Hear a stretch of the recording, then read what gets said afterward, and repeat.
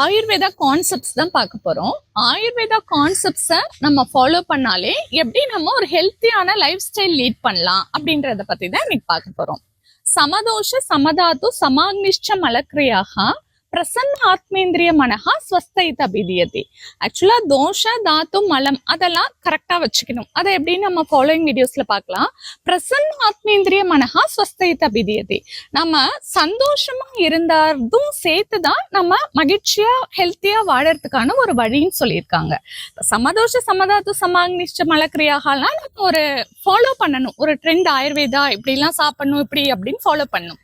நாம நல்ல மகிழ்ச்சியா இருக்கிறதுக்கு நம்ம எப்படி மகிழ்ச்சியா வச்சுக்கலாம், மெடிடேஷன் இந்த மாதிரி எல்லாம் பார்த்துக்கலாம் இல்லையா?